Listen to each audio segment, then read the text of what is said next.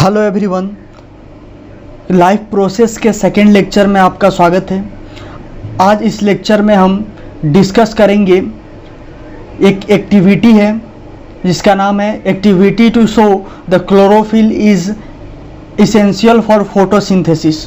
यह एक एक्टिविटी है जो कि एनसीईआरटी बुक में दिया हुआ है और इसको हम डिस्कस इसलिए कर रहे हैं क्योंकि यह एक्टिविटी इस साल एग्ज़ाम में पूछा गया था। सेट नंबर 2 में क्वेश्चन नंबर 28 था, उसमें डायरेक्ट इसी तरह से पूछा गया था, इसलिए हम इसको आज डिस्कस करेंगे। अक्सर स्टूडेंट्स एक्टिविटी को छोड़ देते हैं और जब उससे एग्ज़ाम में क्वेश्चन पूछा जाता है तो फिर उनको काफ़ी समस्या होती है। इस साल यह सेट 2 में सीबीएसई एग्ज़ाम के सेट 2 में पूछा गया था 5 मार्क्स में, ठीक है। सो एक्टिविटी भी काफ़ी इम्पोर्टेंट होता है, इसलिए हम एक्टिविटी को भी डिस्कस करते चलेंगे। यदि आप इस चैनल पे नए हैं और चाहते हैं कि घर बैठे साइंस की पढ़ाई कर सकें और बोर्ड एग्ज़ाम की तैयारी अच्छे से कर सकें तो इस चैनल के साथ जुड़ें और उसके लिए आप इस चैनल को सब्सक्राइब करें और साथ ही साथ बेल आइकन का बटन दबाएं ताकि आने वाले वीडियोज़ की जानकारी सबसे पहले आप तक पहुँचे। हमारा जो यह एक्टिविटी है वो एनसीईआरटी बुक में इसी चैप्टर में एक्टिविटी नंबर 6.1 है, ठीक है। अब यदि यह एक्टिविटी एग्जाम में पूछता है design a activity to show that chlorophyll is essential for photosynthesis, जैसे कि इस बार पूछा हुआ था, तो हम कैसे लिखेंगे? तो हम यहाँ पे एक्टिविटी को समझेंगे भी और साथ ही साथ उसको कैसे लिखा जाता है, एक एक्टिविटी को कैसे एग्जाम में लिखा जाता है वो भी सीखेंगे। तो सबसे पहले किसी भी एक्टिविटी को लिखने से पहले हम लिखते हैं रिक्वायरमेंट्स। उस एक्टिविटी को परफॉर्म करने के लिए किन किन चीज़ों की ज़रूरत पड़ेंगी, तो सबसे पहले हम लिखेंगे रिक्वायरमेंट्स। तो हमें इस एक्टिविटी को परफॉर्म करने के लिए सबसे पहले एक पॉटेड प्लांट की ज़रूरत होगा, वैसा प्लांट जो किसी पॉट में रखा गया हो, गमले में जिसको रखा गया हो, ठीक है। अब कौन सा प्लांट लेंगे? तो वैसा प्लांट जिसका लिप्स कैसा हो, वेरीगेटेड लिप्स, मतलब रंग बिरंगा लिप्स, अब टोटल ग्रीन नहीं हो, उसमें बीच बीच में अलग अलग कलर भी हो। तो ऐसा किसका लीफ आता है? ऐसा क्रोटॉन या फिर मनी प्लांट। इन दोनों प्लांट्स का लीफ जो होता है वो वेरीगेटेड होता है, यानी रंग बिरंगा होता है। जैसा कि आप फिगर में अभी स्क्रीन पर देख रहे होंगे, इसी को कहा जाता है वेरीगेटेड लिप्स, ठीक है। और ये जो फिगर है यह क्रोटॉन का है, ठीक है। तो इस प्रकार का हम प्लांट्स को सिलेक्ट करेंगे। उसके बाद अगला चीज़ जो ज़रूरत पड़ेगा वो है हमारा वाइट पेपर, एक ट्रांसपेरेंट वाइट पेपर की ज़रूरत पड़ेगी। उसके बाद पेंसिल, ठीक है। उसके बाद टेस्ट ट्यूब सब कुछ जानता है, उसकी ज़रूरत पड़ेगी। फिर 70% अल्कोहल, एक 70% कंसंट्रेशन का अल्कोहल चाहिए होगा। फिर उसके बाद आयोडीन सॉल्यूशन की ज़रूरत पड़ेगी, ठीक है। और उसके बाद वाटर बाथ एग्जाम में आता है, तो इसी तरह सबसे पहले हम रिक्वायरमेंट लिख के इन सारी चीज़ों को हम लिखेंगे, ठीक है। इसके बाद हम मेथड या फिर प्रोसीजर लिखेंगे कि कैसे अब इन सारे चीज़ों को लेकर हम वो उस एक्टिविटी को परफॉर्म करते हैं। तो चलिए अब हम उसको देखते हैं। इस एक्टिविटी का सबसे पहला मेथड होगा कि keep the plant potted plant with variegated leaves in dark for 3 days to destarch it. मतलब कि जो हमने प्लांट सिलेक्ट किया है उस प्लांट को हम 3 दिनों के लिए डार्क प्लेस पर रखेंगे, किसी भी अंधेरे वाले जगह पर रखेंगे, ताकि उसमें जो स्टार्च पहले से बना हुआ है वो यूज अप हो जाए, वो प्लांट यूज कर जाए, ठीक है। इसलिए हम उसको डार्क प्लेस पर रखेंगे 3 दिनों के लिए। फिर उसके बाद now keep the plant in sunlight for 6 hours।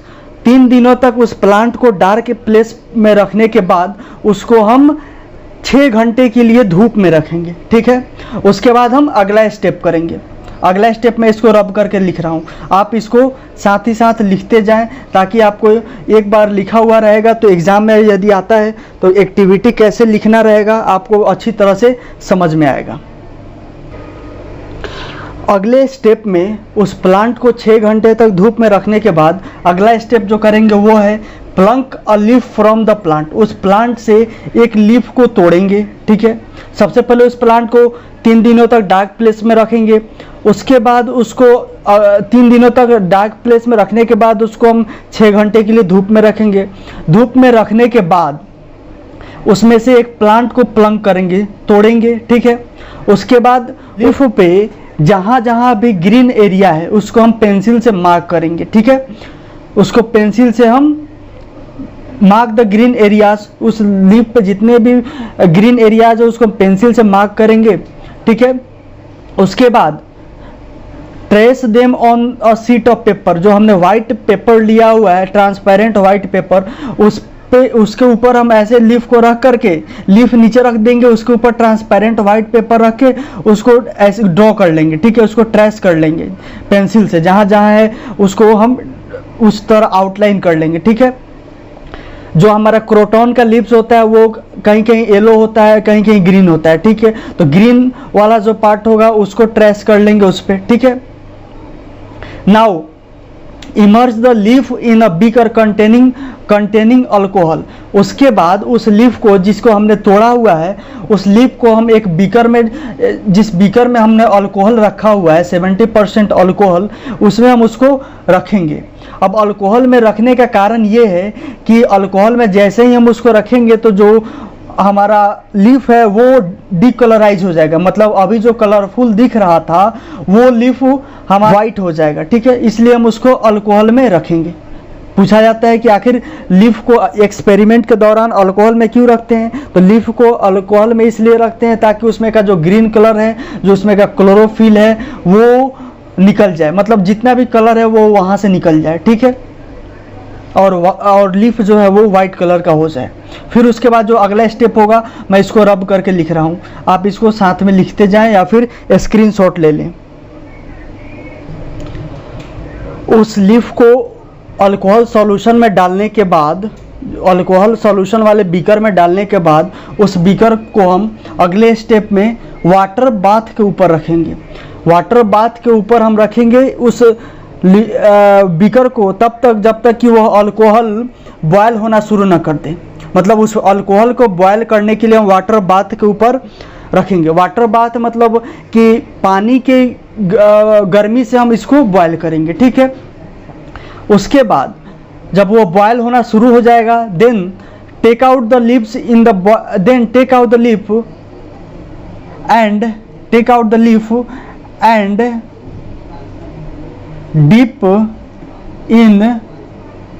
dip in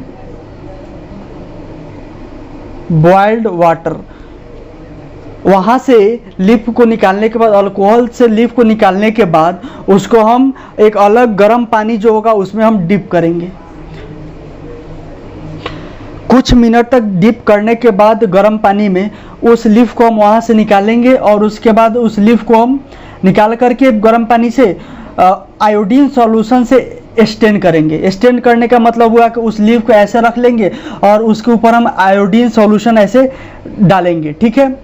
ये यहाँ तक हमारा हुआ मेथड कि हमने क्या क्या किया। अब ये सारी चीज़ें करने के बाद क्या ऑब्जर्वेशन आता है, क्या देखने को मिलता है, उसको हम लिखेंगे ऊपर ऑब्जर्वेशन हेडिंग देने के बाद, ठीक है। सो एग्जाम में भी पूछता है तो सबसे पहले मटेरियल रिक्वायर्ड लिखेंगे, रिक्वायरमेंट्स लिखेंगे, उसके बाद हम मेथड्स को लिखेंगे कि हमने क्या क्या किया। मेथड्स के बाद हम तब लिखेंगे ऑब्जर्वेशन, उसके बाद हमने क्या देखा। ये सारी चीज़ें जो हुई, ये सारी स्टेप्स फॉलो करने के बाद हमें क्या देखने को मिला। उस एक्टिविटी को करने के बाद क्या ऑब्जर्वेशन मिला उसको हम देखेंगे। तो सबसे पहले हम एक कॉन्सेप्ट समझते हैं, आखिर यहाँ पे हम आयोडीन को क्यों यूज़ किए। आयोडीन जब स्टार्च से रिएक्शन करता है तो कलर ब्लू हो जाता है, ठीक है। सो यहाँ पे प्लांट्स में जो ग्लूकोज है वो स्टार्च के फॉर्म में स्टोर होता है, ठीक है। जो फोटोसिंथेसिस के बाद जो बनता है ग्लूकोज वो स्टार्च के फॉर्म में इसमें स्टोर होता है। सो प्लांट्स में जो बाई प्रोडक्ट जो बनता है फोटोसिंथेसिस का वो स्टार्च होता है, ठीक है। सो इसलिए हम यहाँ पर हमने आयोडीन का यूज किया। जब हम उस लीफ पर हम आयोडीन ऐसे स्टैंड करेंगे, उस पर आयोडीन सॉल्यूशन डालेंगे, तो ब्लू कलर तो जो हमको देखने को मिलेगा वो होगा कि the blue colour appears in those part of the leaf which where green in colour. मतलब कि जिन जिन पार्ट्स को हमने पहले से मार्क किया हुआ था कि ये पार्ट्स ग्रीन हैं, उन्हीं पार्ट्स में ब्लू कलर अपीयर हुआ। Blue colour not appeared in the variegated colour, मतलब जिस साइड में वेरीगेटेड पार्ट्स था, जो प्लांट्स का जो वेरीगेटेड पार्ट्स था, यानी variegated parts plants blue colour not appeared in the variegated parts, मतलब जो कलरफुल जो रंग बिरंगा पार्ट था प्लांट का, वहाँ पे ब्लू कलर नहीं अपीयर हुआ। इसका क्या मतलब हुआ?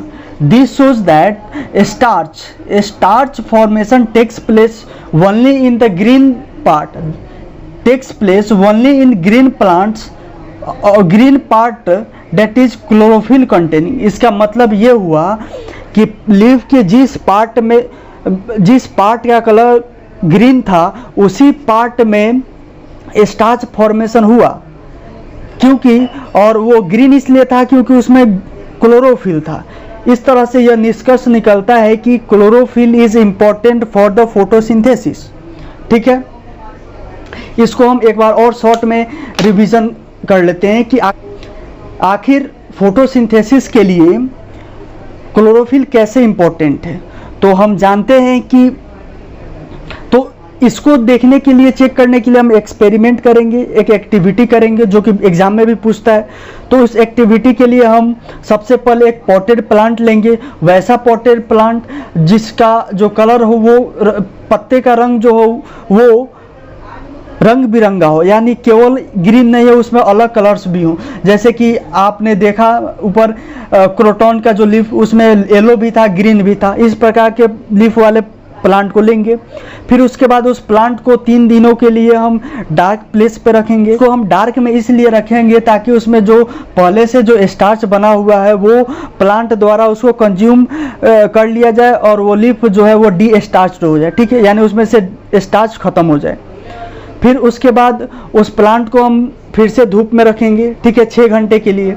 धूप में रखने के बाद उस प्लांट से हम एक लीफ ले लेंगे और उस लीफ को तोड़ने के बाद उस लीफ के ऊपर एक हम वाइट ट्रांसपेरेंट शीट लेकर के उस लीफ का आउटलाइन ड्रॉ कर लेंगे और जहाँ जहाँ ग्रीन पैचेस था उसको भी हम मार्क कर लेंगे। ठीक है, जैसे कि ये एक लीफ हुआ। ठीक है, ये एक लीफ हुआ, तो इस यहाँ पे जहाँ जहाँ ग्रीन पैचेज है उसको हम मार्क कर लेंगे। ठीक है, उसके बाद मार्क करने के बाद हम उस लीफ को अल्कोहल में रखेंगे। जिस बीकर में हमने अल्कोहल रखा हुआ है उस बीकर में रखेंगे।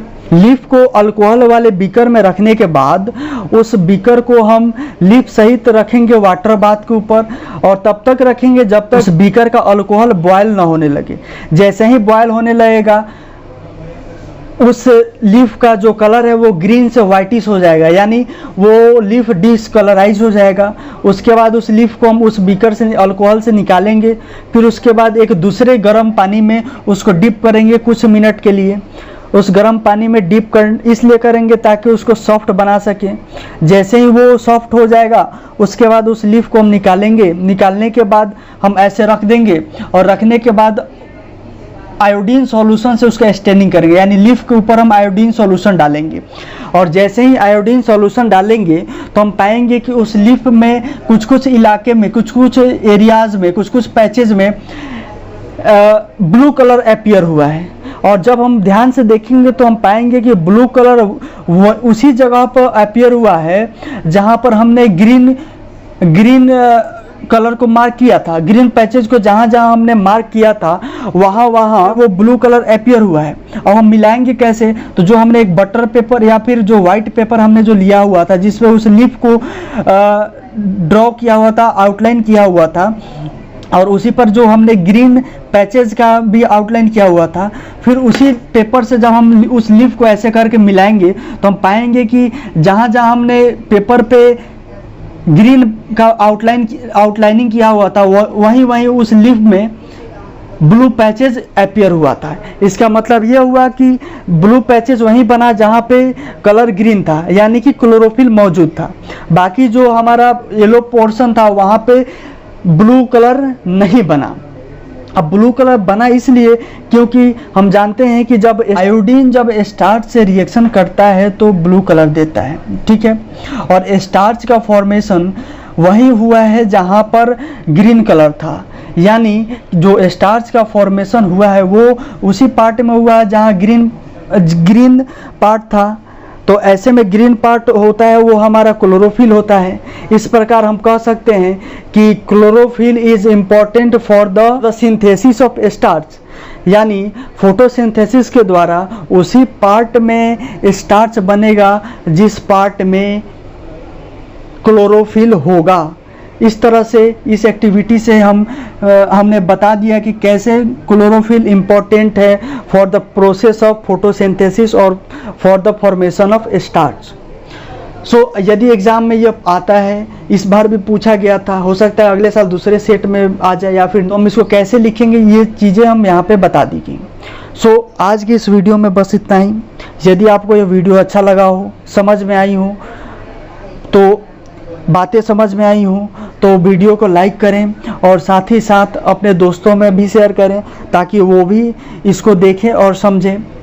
और यदि आप इस चैनल पर नए हैं और चाहते हैं कि घर बैठे बोर्ड के एग्ज़ाम के लिए साइंस की पढ़ाई करें तो इस सब्सक्राइब करें और साथ ही साथ बेल आइकन का बटन भी दबाएं ताकि आने वाले वीडियोज़ की नोटिफिकेशन आप तक सबसे पहले पहुँचे। Thanks for watching.